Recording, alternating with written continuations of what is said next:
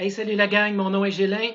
Aujourd'hui, dans nos capsules de CryptoJ, on met le pas dans l'analyse technique. On va commencer à établir nos bases. On progressera par la suite. Mais aujourd'hui, on regarde ensemble comment commencer notre pensée dans une analyse technique. D'entrée de jeu, on utilise en ce moment Coinigy. C'est un des produits dont je vous ai parlé dans les capsules précédentes.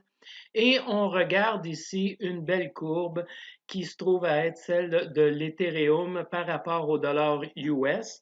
Donc, on voit ici une valeur dans l'échelle à côté. Présentement, il est à 295 dollars US et on voit une échelle de temps ici en bas.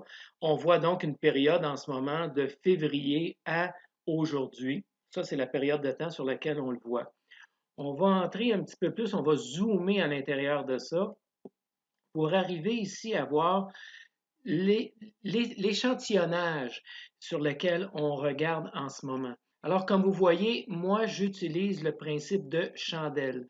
C'est ce qu'on vient voir ici. Il y a différents types. Moi, c'est ce que je préfère. La majorité des gens utilisent ça également. Et une chandelle, ici, dans le jargon, va être verte lorsque elle se termine plus élevée que ce qu'elle a commencé et elle va être rouge lorsqu'elle se termine plus basse que ce qu'elle a commencé. Donc, on a une période de temps. Ici, si on vient voir, chacune des chandelles représente un laps de temps de 6 heures. Donc ici, il s'est passé 6 heures pendant ce laps de temps-là parce qu'on est vraiment en ce moment à avoir une grande échelle. Par contre, si je voulais voir juste une petite période pour voir qu'est-ce qui se passe vraiment, bien, au lieu de 6 heures, je viendrais peut-être me mettre un 3 minutes ou un 10 minutes ou un 30 minutes pour voir plus d'informations dans le même diagramme. Comme ici, on voit la même période de temps, mais chacune des chandelles représente 30 minutes de temps. Donc ça, c'est juste pour vous expliquer un peu qu'est-ce qu'on voit, tout simplement. On va retourner à notre 6 heures parce que là, on va commencer à établir ce qu'on appelle des tendances. Donc, de voir qu'est-ce qui se passe vraiment dans ce graphique-là. Excusez-moi. Là, donc, vous voyez, j'ai pris l'Ethereum sur une période à peu près, grosso modo, d'un an, là, avec des chandelles de 6 heures. Maintenant, ce qu'on va vouloir faire, c'est qu'on va établir des moyennes mobiles, vraiment à la base. Là, j'en ai déjà d'établis ici.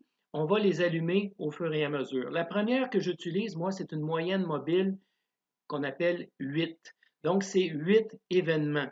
Si je suis dans des chandelles de 6 heures, ça va être une moyenne qui va prendre en compte 8 événements de 6 heures. On va aller, encore une fois, zoomer un peu pour voir cette fameuse barre parce qu'elle n'est pratiquement pas visible sur du long terme. Donc, on arrive ici, on voit cette mobile-là, ici, cette moyenne mobile, qui vient faire la moyenne de la valeur de chacun des événements. Puis c'est une moyenne qui va, comme je disais tantôt, qui va en mesurer 8. Pourquoi 8? Écoutez, chacun a sa formule, chacun a ses préférences. Moi, j'ai testé mes moyennes mobiles et je suis pris un mélange, on va le voir plus tard, de Fibonacci et de ce qui se fait beaucoup sur le marché. Et j'en suis arrivé à dire que les chiffres magiques pour moi, c'est 8, 24, 88 et 264.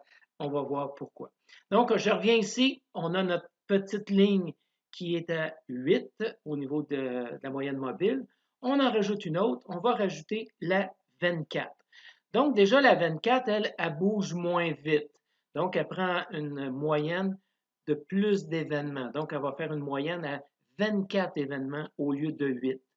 Si je viens voir, là, on va se rapprocher un petit peu. On va zoomer pour venir voir ça ici. Donc, vous voyez, ici, j'ai ma première qui suit à 8 événements et j'ai l'autre qui réagit moins rapidement qui est à 24 événements. Et on va voir que si on regarde ici juste cette portion-là ici, on voit que ma ligne 8 a croisé ma ligne 24 et passé au-dessus. Donc, normalement, ici, je peux dire que je suis officiellement dans un mouvement haussier parce que je suis au-dessus de ma ligne 24, toujours à court terme. Et ici, je passe en dessous, je tombe dans un petit mouvement baissier, je repasse au-dessus dans un mouvement haussier, je repasse en dessous, et là, on reste en dessous pas mal plus longtemps.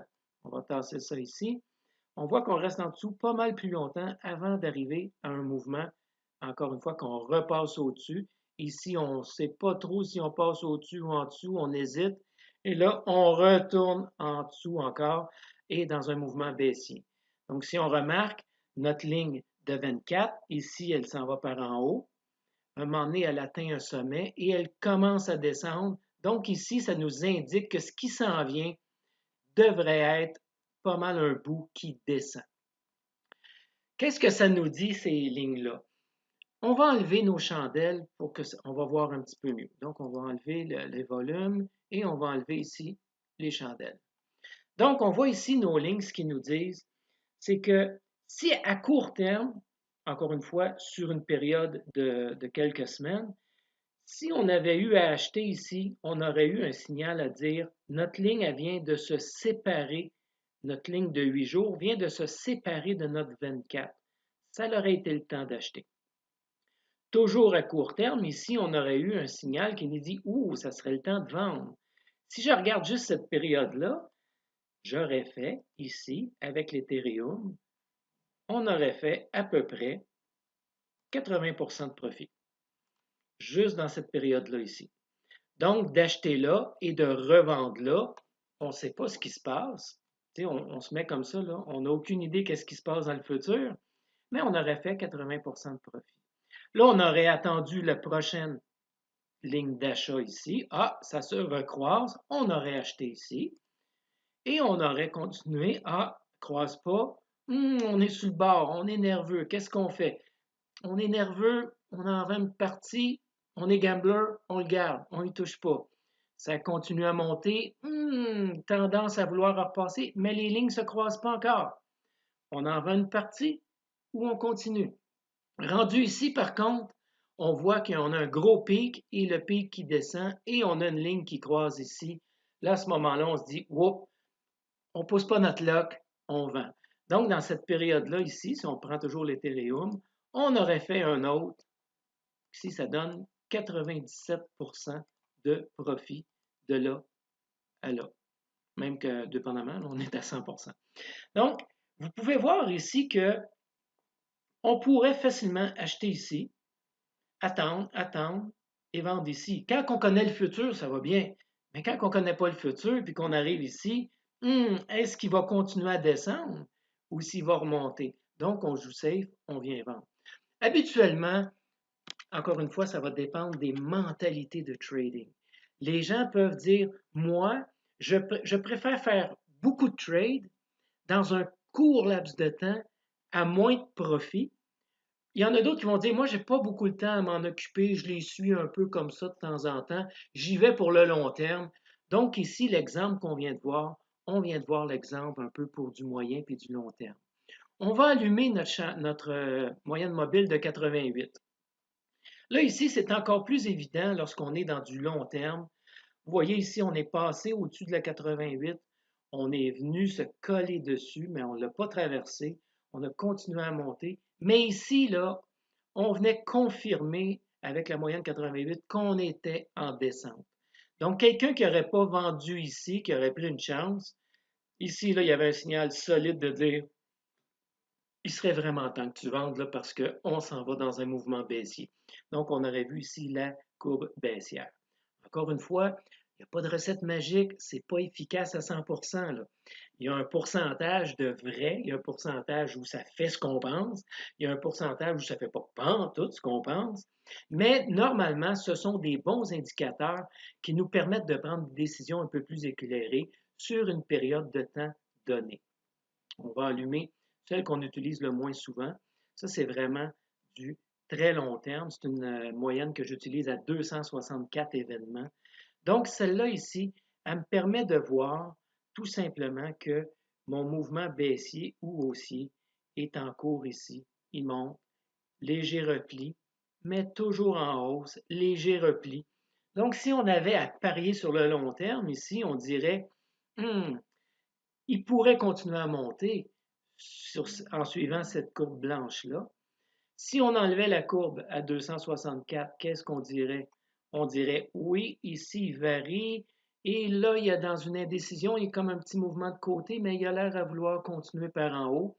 On pourrait y aller par en haut. Et si on enlève celle-là et on regarde simplement nos indicateurs court terme, on voit qu'il pourrait être dans un cycle baissier pour monter, mais il pourrait aussi être dans un cycle qui nous amène par en bas. Donc, ça, c'est vraiment la base qu'on voit aujourd'hui. On va les remettre. Voilà, comme ça ici. On va remettre nos chandelles et on est vraiment sur du long terme. Dans la prochaine capsule, tout de suite après, on va entrer dans ça. On va aller voir du court terme. On se revoit dans la prochaine capsule. Ciao!